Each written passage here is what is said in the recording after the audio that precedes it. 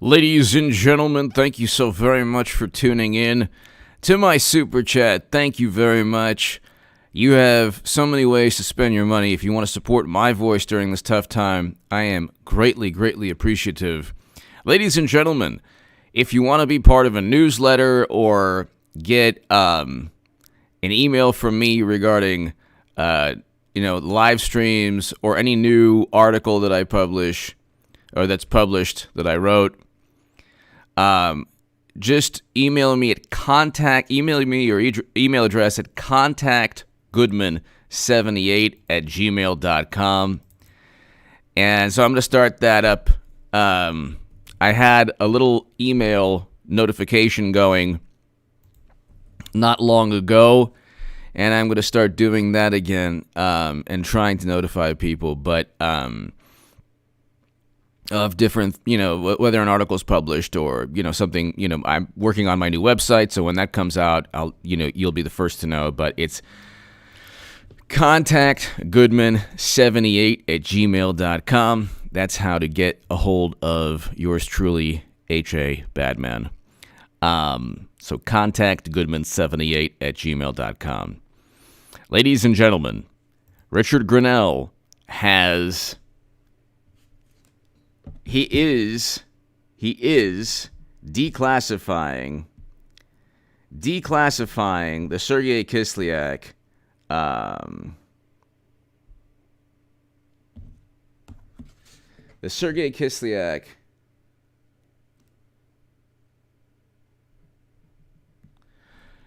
Michael Flynn calls.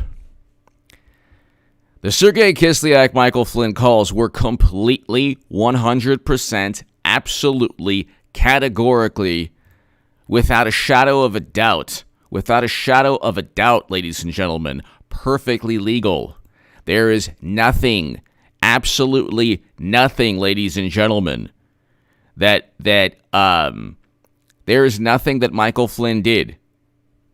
I'm going to repeat, there's nothing that Michael Flynn did that was in any way, shape, or form illegal or unlawful or detrimental to U.S. national security within those phone calls. Okay, that's number one. Number two, you can even say that he came from a traditionally liberal point of view. He wanted to, you would think the liberal point of view or the left-leaning point of view is to de-escalate tensions. The old phrase, no good deed goes unpunished.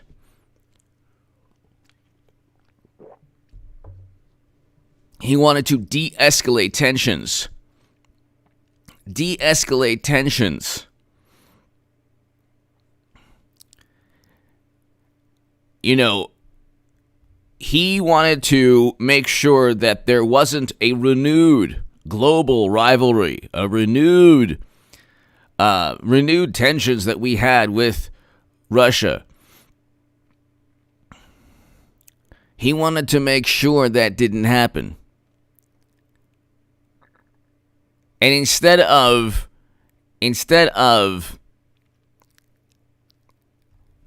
allowing President Trump's administration to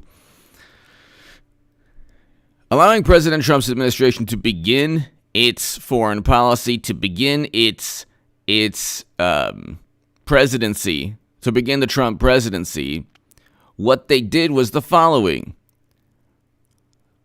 They said that, he was caught up in surveillance.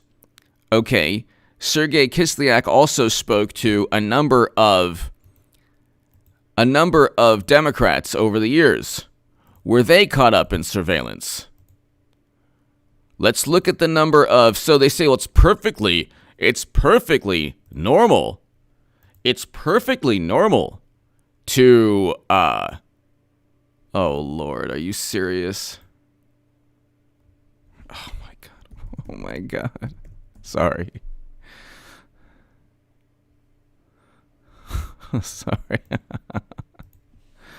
Sorry.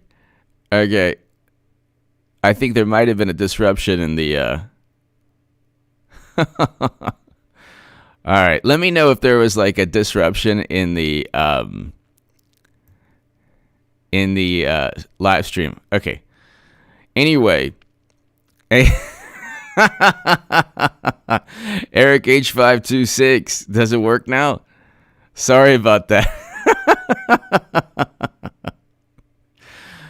Eric H526, Luke St. Martin, hello. Eric H526, does this work? Did I get back?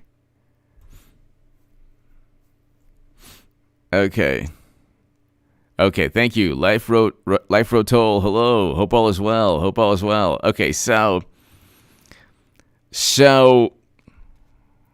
let's just look really quickly. At all the Democrats. So the whole point is we're going to find out, and this is hilarious too, because Adam Schiff is going to say, well, we want the transcripts because we're going to get him on the Logan Act. But the Logan Act they haven't prosecuted somebody since the early 1800s or late 1700s. Okay, and then if you want to talk about the Logan Act, where are the statute of limitations for James Clapper and Brennan committing perjury? But, if you want to, nitpick and do everything possible to be petulant, President Trump could definitely go there. He would love to, go toe to toe in that regard. But they said, well, the incoming administration has no bearing on it. Shouldn't reverse the foreign policy of the current administration, because Michael Flynn was not a national security advisor yet. So that's what they're trying to say.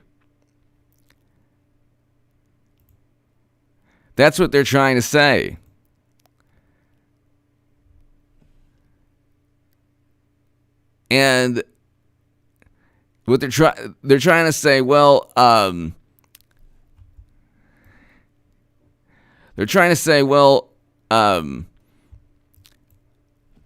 he's an incoming national security advisor. He is not a national security advisor yet, okay? So that means that he violated the Logan Act. But he didn't violate the Logan Act. Because even though he was a private citizen and he wasn't a private citizen technically, because private citizens aren't incoming national security advisors. So it's not apples to apples. They're not. What they try to do is get him on. What they tried to do is get him on a technicality. Okay. They try to get him on a technicality where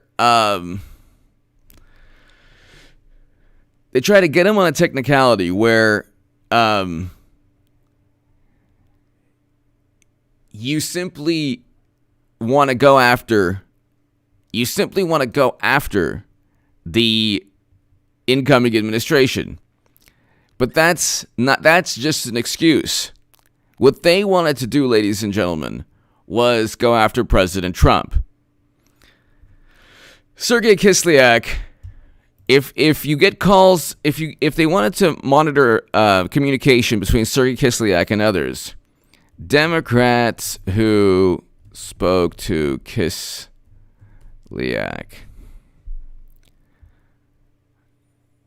Photo contradicts Pelosi's statement about not meeting Kislyak. Were her calls... Okay, so Democratic leader sat with Russian ambassador and other officials in 2010. Were her calls and were her contacts with Russia with Sergei Kislyak? This is in 2010. Did President Obama's intelligence community unmask Nancy Pelosi within calls or discussions or any of her team? Photo contradicts Pelosi's statement about not meeting Kislyak. Well, how did they meet? One of Kislyak's team members or officials contacted Pelosi's staff. They had to coordinate in order to meet. The Democratic House leader sat with Russian ambassador and other officials in 2010. This is a Politico article, March 3rd, 2017. House Minority Leader Nancy Pelosi said Friday that she never met with current Russian ambassador Sergei Kislyak. Not with this Russian ambassador, no, Pelosi told Politico's Jake Sherman. So she lied. But nobody really cares. But in a file photo from Pelosi's 2010 meeting with Russian President Dmitry Medvedev shows Kislyak at the table across from Pelosi. Then House Speaker and Steny Hoyer. Medvedev had been in the country for a meeting with President Obama a day earlier. So, wait a second. That was okay when President Obama and his entire administration met with Dmitry Medvedev and Kislyak and a contingent of Russian diplomats and officials? That's no problem. So wait, so journalists were still at risk in Russia. So all of the human rights issues or issues pertaining to Vladimir Putin, most of them took place prior to 2010. When they cite how Russia is this big adversary, the Bush administration, Mitt Romney in 2014, viewed Russia as an adversary. President Obama did not. So it's okay. It's okay for a Democrat to reverse the foreign policy, and it's okay for Pelosi to meet with. It's okay to meet with the Russian ambassador without getting unmasked. The whole point is they went after. Then you have, I mean, you could just look at Guardian 2008. Just type Vladimir Putin.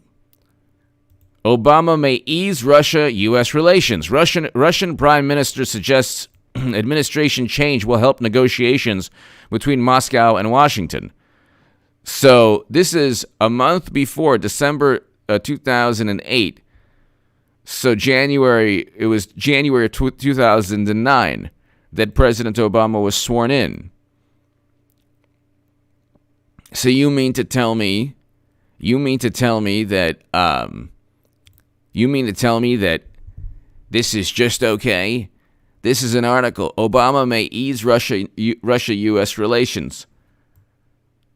In The Guardian, diplomatic relations between Moscow and Washington should improve once Barack Obama takes office, Vladimir Putin today suggested. You mean to tell me he can suggest this type of thing? Was there interference?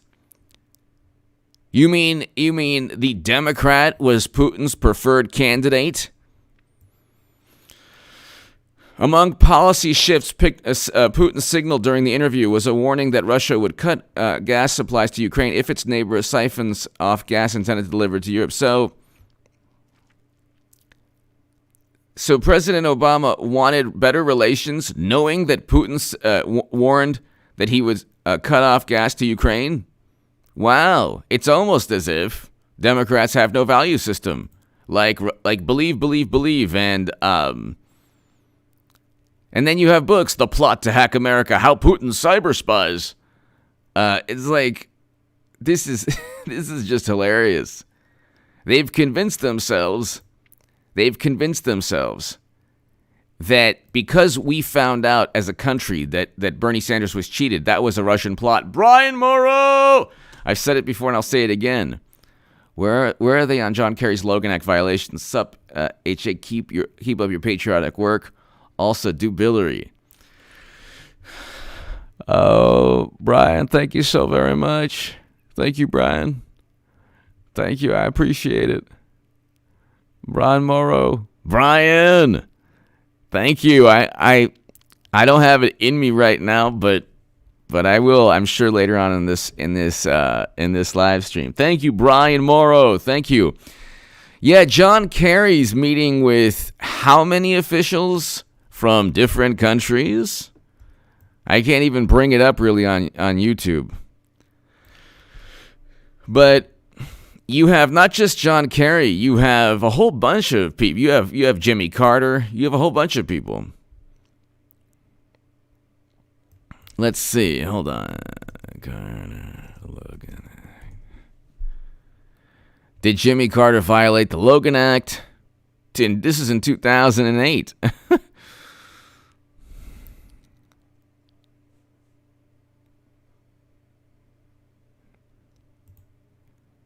NPR. Jimmy Carter gives Logan Act a boost. A former president is back in the news causing a stir and rattling nerves in Bush administration. So they wanted to go after, exactly, Brian. They wanted to go after, Michael Flynn for the Logan Act, and it seems like Democrats can do anything they want when they're not in office. Then John Kerry is...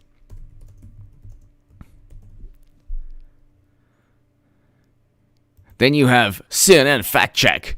Oh, let's look at the fact check. Fact checking Trump's claim John Kerry is in violation of Logan Act. We're going to fact check this.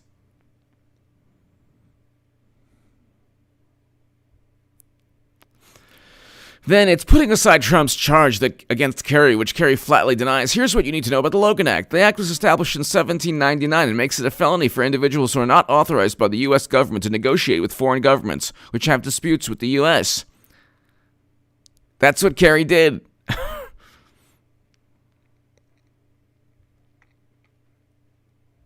And Flynn was never charged. Never charged with the Logan Act. Never charged with anything but allegedly lying to the FBI. We have no evidence that he did. Why would we trust two agents, or one in particular that we knew was not only anti-Trump, but that stated we'll stop Trump?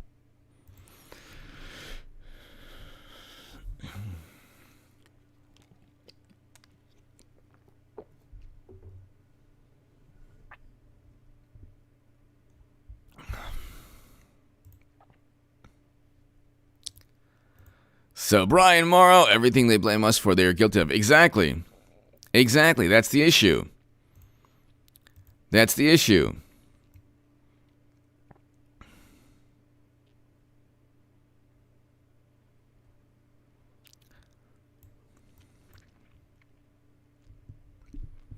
So you have a situation, people, where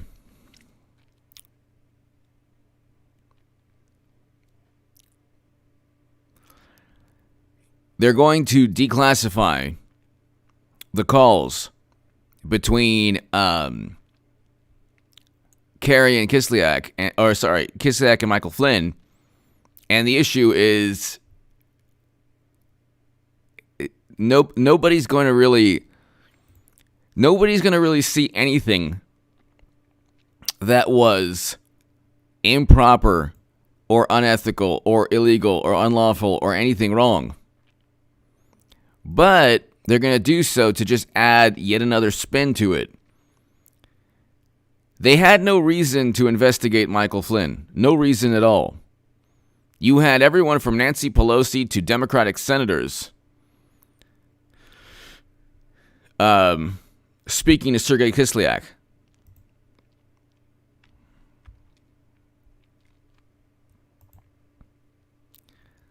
And there's no... Okay, so let's just look at the list of Democrats who spoke to Sergei Kislyak. Let's look at the list of Democrats. I want to see this. Democrats, Sergei Kislyak. Okay.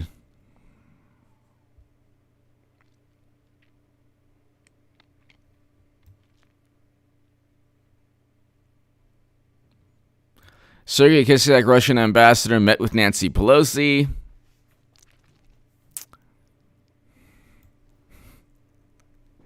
Then you have The Atlantic. Why did Jeff Sessions really meet? Oh, by the way, I could have done a segment on on Trump totally dumping on Sessions. Jimmy from Philly. Yo, nice to catch you later at the end of the trip. Thanks. Jimmy from Philly. Thank you. Hope all is well. Jimmy from Philly, hope all is well. Thank you. So, you have a whole bunch of Claire McCaskill. Let's see. Claire McCaskill. McCaskill attended reception. I want to know if her... listen to this. McCaskill attended a reception at Russian ambassador's home. I don't care what the reason is. I don't care if it was for anything. I don't care. I want to know if Senator McCaskill had her phone tapped by the FBI or any intelligence services. Oh, that's right. Oh, that's right. Democrats, they don't do that to other Democrats. And then this is fact check. McCaskill's Russian flub. This is on Twitter. I've been in the Armed Services Committee for 10 years. No calls or meeting with Russian ambassador ever. Wrong.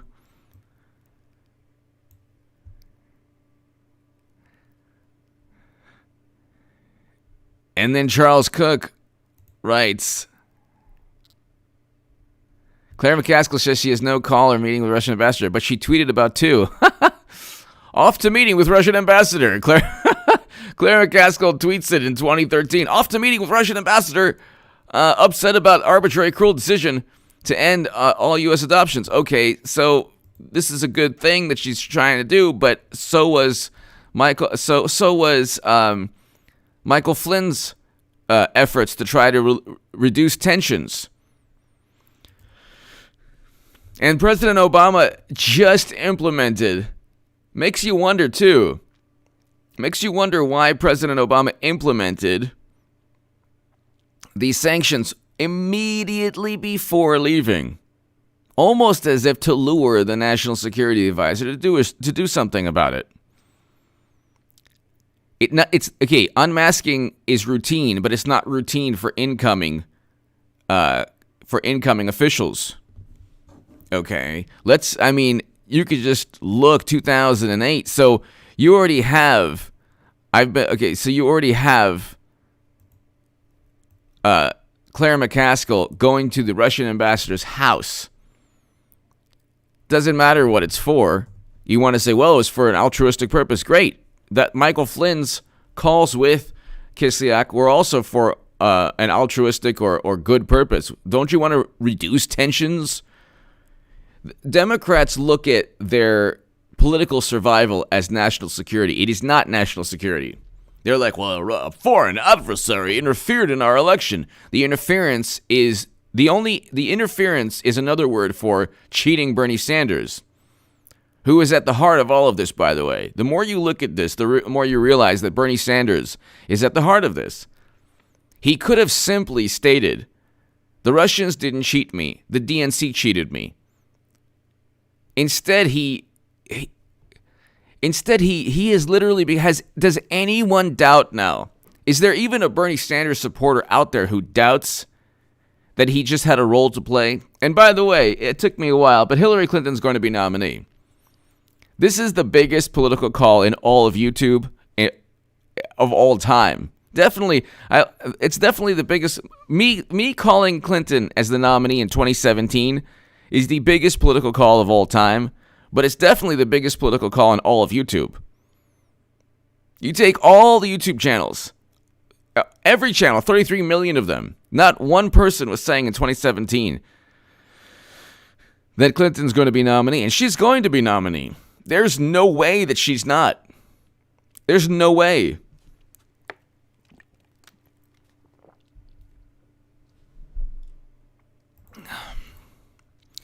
Remember the BXN. HA, you ain't orange if you don't vote for Trump.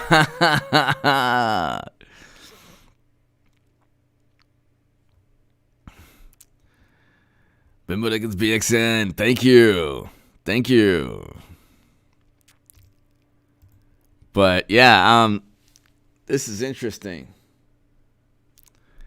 This is interesting. Let's look at, okay. All right. Let's look right here at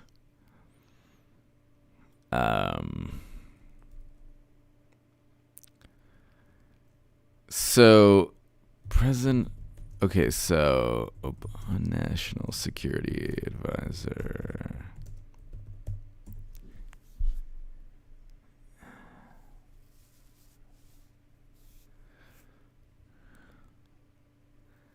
Was nominated. Okay, so Susan Rice was nominated as president-elect to the United States Ambassador to the United Nations. Position restored kind of.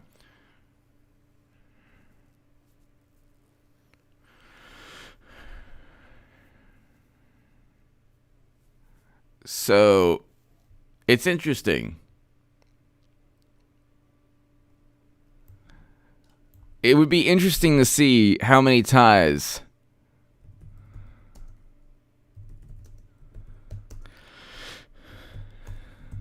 President Obama's administration had to Russian officials. Why Russia may become a big problem for Barack Obama.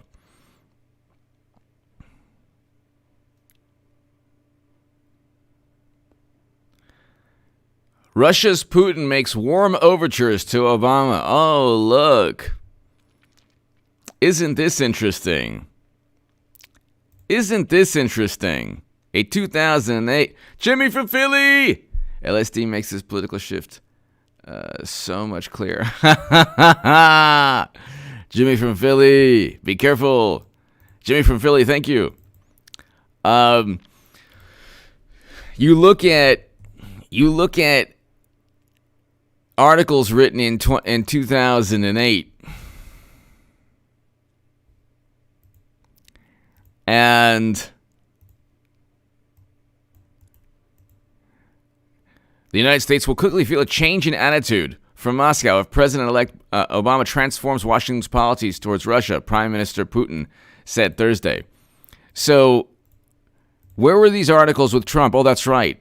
They completely made everything up. They didn't care. They didn't care when, like, there were no articles saying that Russia wants Trump until they lost. Then it was, oh my God, did you see what's happening? Did you see what's happening? Oh my God, did you see what's happening? Oh my God.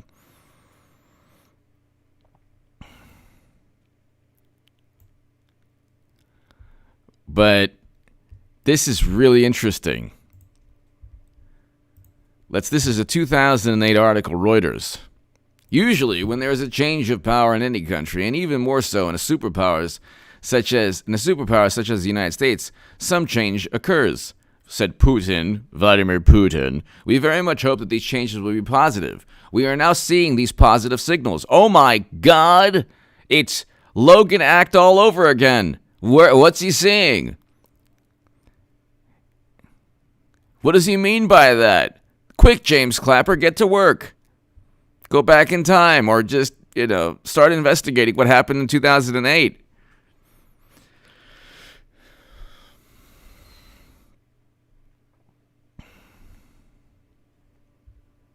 Instead, Putin said he perceived a more conciliatory tone towards Russia from aides to the U.S. president-elect.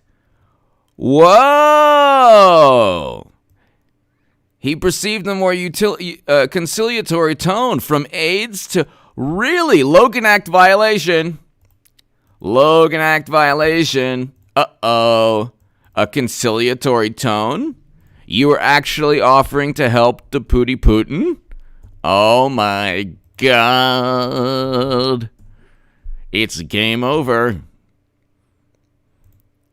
See, they don't care. They never cared about the rivalry with Russia. They don't care about believe. They don't care about anything.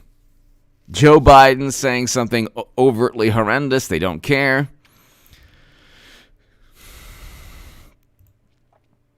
By the way, you love how Trump is just dumping on Sessions. I love that so much. Vindicates everything that I've been saying from the beginning.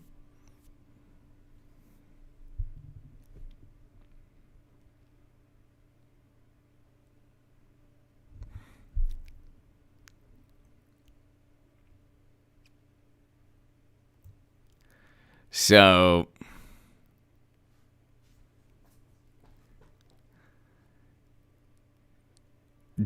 Russia invaded Georgia during President Bush's administration. Bush did nothing, and President Obama did not criticize that. So the whole point is that the whole thing was an act. They have tried to turn themselves into these cold warriors of the 60s, 70s, 50s, 60s, and 70s. And it's kind of funny, too, because President Obama's administration literally did not veto, so they allowed the transfer of 20% of U.S. uranium capacity to Russia. How is it that Russia has 20% of U.S. uranium capacity, owning 20% of U.S. uranium capacity? And whether it's less now is irrelevant. How is it that it even happened? How is it that it could even have taken place? And the whole thing is, well, the Democrats are tough on Russia. Like, no, they're not. Look at they're the opposite of tough. They allowed 20% of U.S. uranium capacity to get to Putin's hands, and everything they touch, every computer they touch is hacked by Russia. So why on earth would Russia be afraid of them? I have no clue how this happens.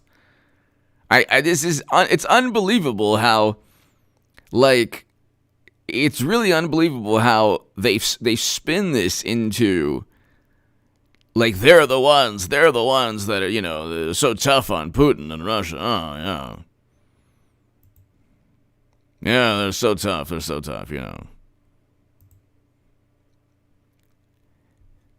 When they say, well, unmasking is normal, the rebuttal is not for incoming presidential administrations. Name me an incoming presidential administration that's been unmasked. And then name me an incoming national security advisor that didn't speak to a Russian ambassador or another ambassador. You can speak to ambassadors. Why is that wrong? And how is it a Logan Act violation if he didn't have the ability at that moment to reverse he didn't have the ability to really negotiate. Let's say he was negotiating with Sergei Kislyak.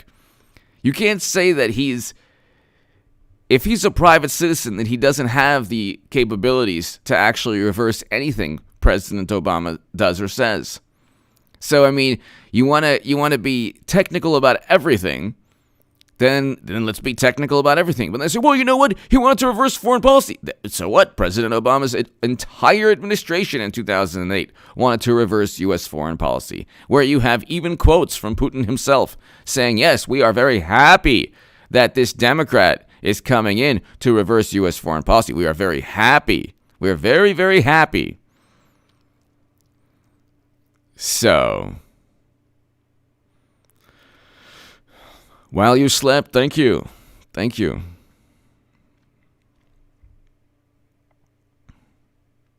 So, it's interesting. It's interesting. Then you have the biggest charade of all time. And ladies and gentlemen, I'm just waiting for the ultimate vindication. And it's coming. We got June, we got July. I mean, can you stand 2 months more of Biden?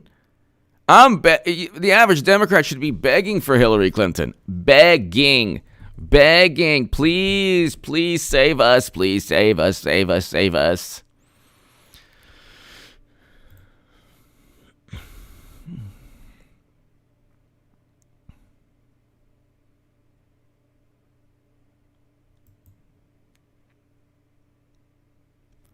Save us.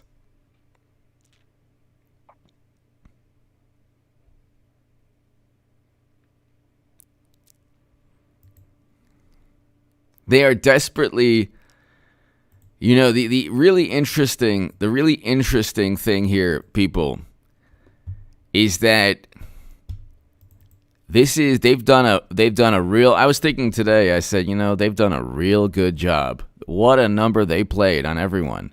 And when it seamlessly transitions to Hillary Clinton, I will have been the only person on the planet. I will have been the only person on the planet to call this out. Literally the only person on the planet. Only person on the planet. Only person on the planet. Only person. Only person on the planet to call this out.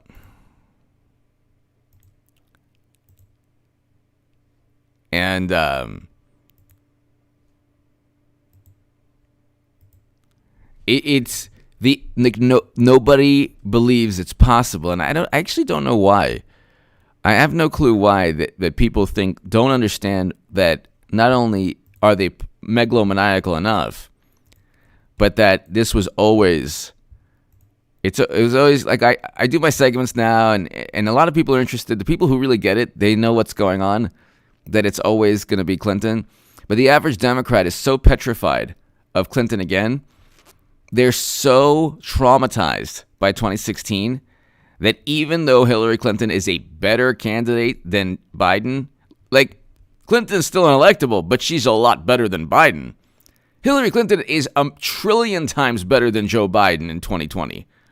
She could possibly win. I give her a 15% chance. She had a 30% chance, but they're playing this coy, hilariously conniving game. So the longer they wait, look. Trump is going to win again, okay? But the longer they wait, the worse it is for Democrats. They think the better. Their whole thing is that Democratic strategy is like, we're opening too soon. Of course it's too soon. They want everyone by November to be like bartering gold bars for toilet paper. And then they'll be like, see, you can stop this. You can vote Democrat. It's like, okay, well, you know what? Take precautions. This is what I never understood. You could simply tell people to take precautions. But no, nobody thinks that way. Hillary 2020.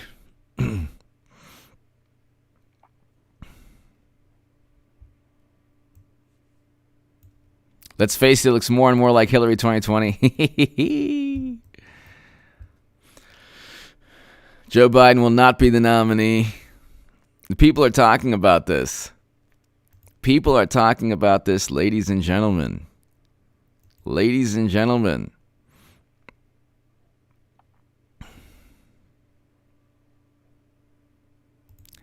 They are talking about this. The good thing, ladies and gentlemen, by the way, is that we'll never shut down the country again because we can't afford it. Jimbo!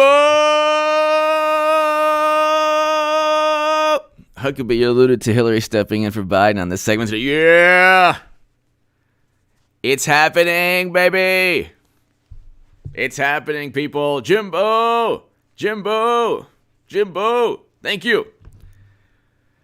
Say hello to Webby and everyone at the BAL boys. Say hello to everybody at the pub. Jimbo. One day, I'm going to show up at that pub in Australia and I'll be like, where's Jimbo? Where's Jimbo? Jimbo! I love you! And I'm going to give you a hug and I will buy you as many drinks as you want. Jimbo! Thank you so much, Jimbo. Thank you. It's happening, people. Jimbo, tell all the BAL boys it's happening.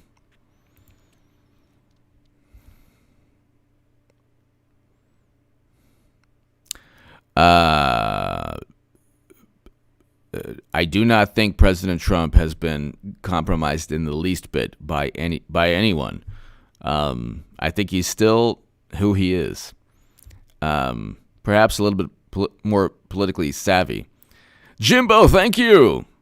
Jimbo, thank you. Thank you as always, Jimbo.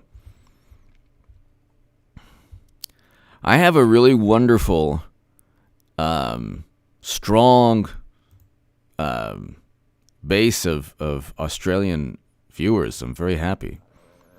Very honored. Many viewers in the UK as well. Canada, very honored.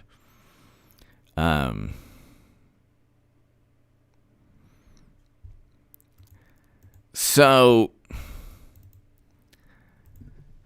this is really interesting.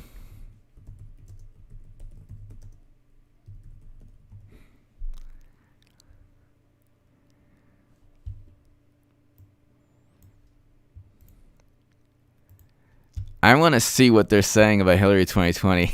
It's happening. Hillary 2020 is now basically trending. Oh my God.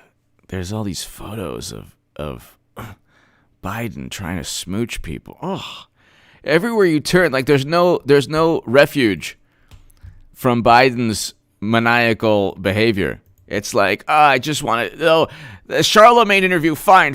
Oh, okay, Tariq allegations. Oh, okay. Oh, his YouTube where he's smooching everyone. Burisma. There's no place that he is the worst candidate of all time. He wouldn't get the popular vote. And watch.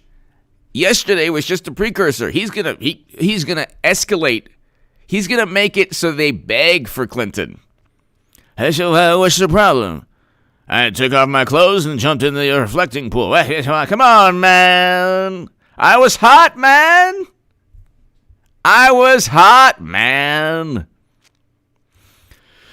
Bill Shepard.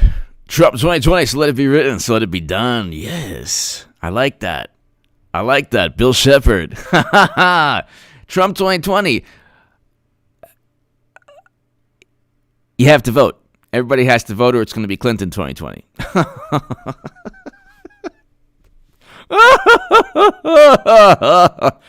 If you don't vote,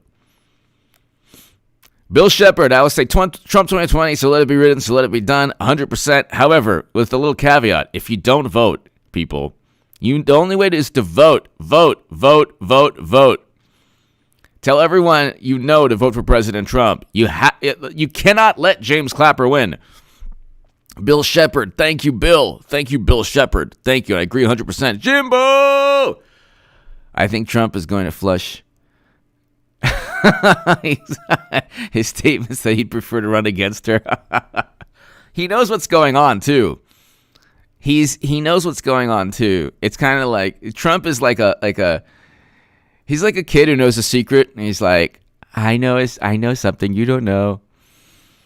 He knows what's going on. Jimmy from Philly! If Sleepy Joe's the nominee, then I'll give up tripping. Jimmy from Philly! Be careful, Jimmy from Philly. Jimbo!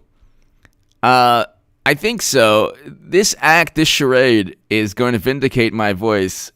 You know, I am the only person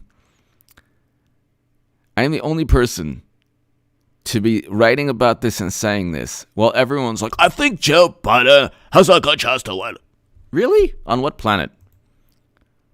Jimbo! Thank you, Jimbo, as always. Thank you, as always. Give my best to everyone at the pub. Thank you.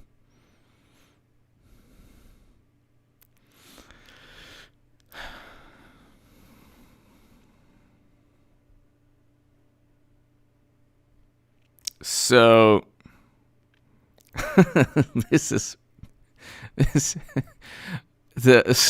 they're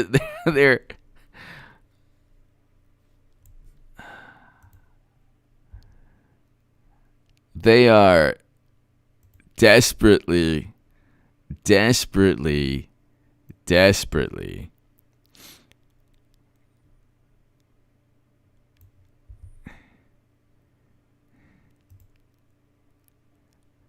Why are liquor stores essential businesses? That's what I want to know. Why are liquor stores essential businesses?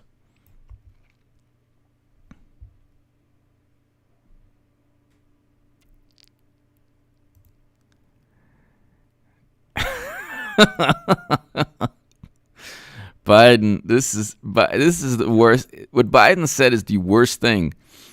And could you imagine, just if Trump had said that? If Trump had said what Biden said, if you don't vote for me, then you ain't. Oh my God. People would be like, it would be you wouldn't understand. You couldn't even quantify or you wouldn't be able to even describe the apoplectic, hysterical reaction from Democrats. That's another reason they'll lose. Everything is hyperbole. But, I mean, they would be so enraged and infuriated. But then with Biden, it's, oh, come on, it's just you have to take everything in context. Even, it's so absurd that Biden, of all people, would say this. It's so absurd. It's so absurd.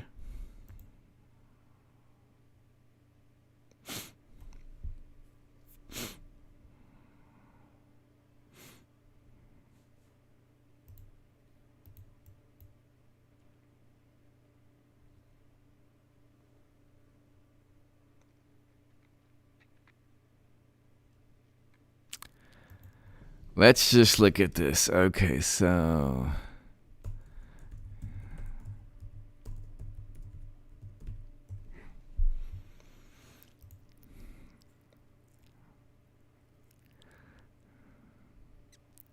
there's a push now for Hillary Clinton 2020.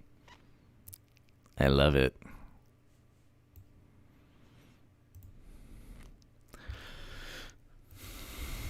The funny thing is too, also, is that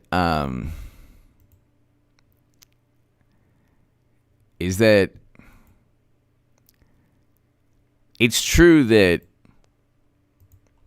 Lars Lunsdahl, Lars, gotta go have a Sunday latte on me. Thank you so very much, Lars. Thank you. Have a great day, Lars, or evening.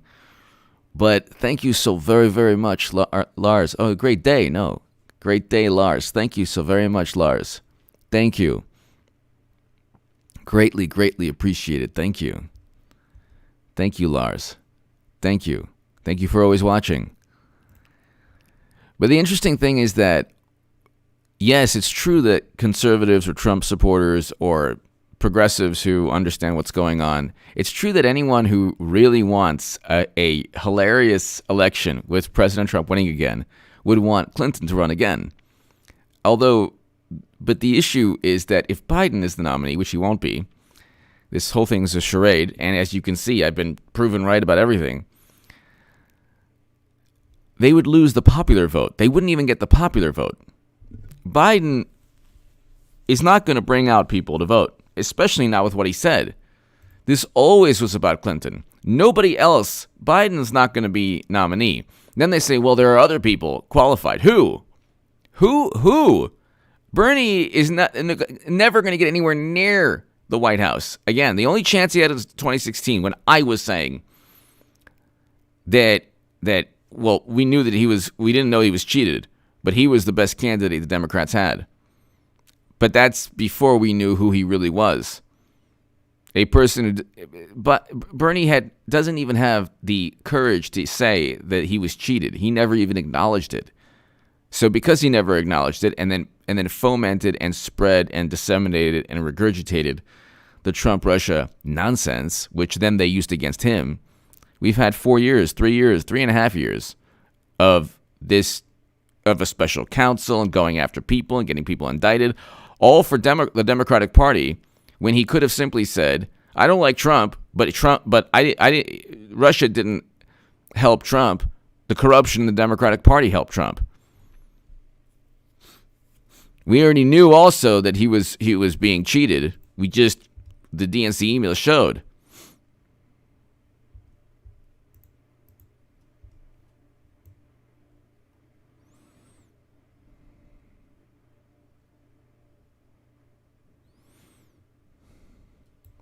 So let's see here.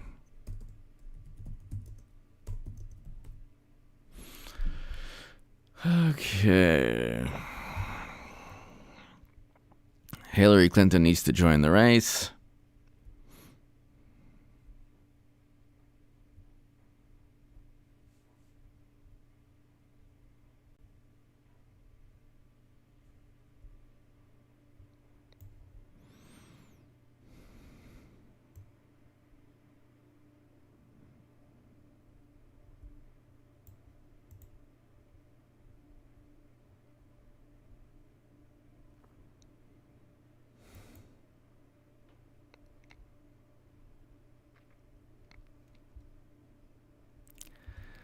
So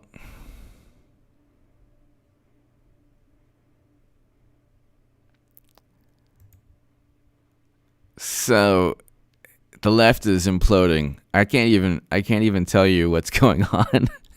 It's imploding beyond belief. It is imploding beyond belief. Thank God I'm no longer on Twitter. Thank God. Thank God.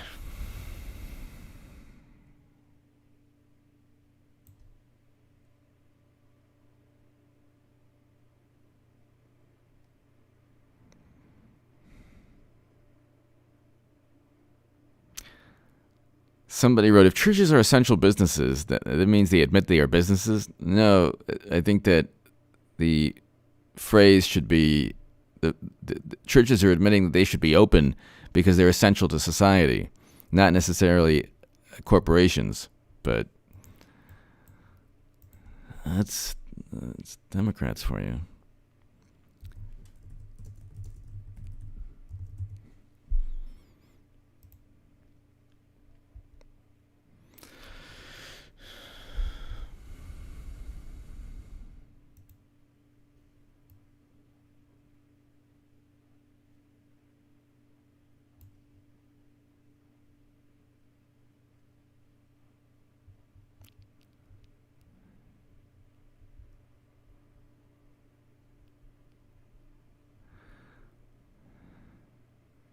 So it's interesting. People are kind of slowly understanding, accepting the idea that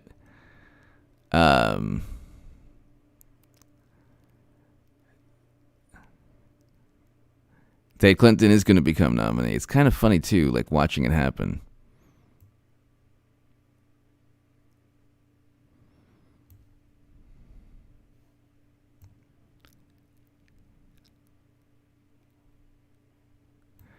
Ladies and gentlemen, I will be back.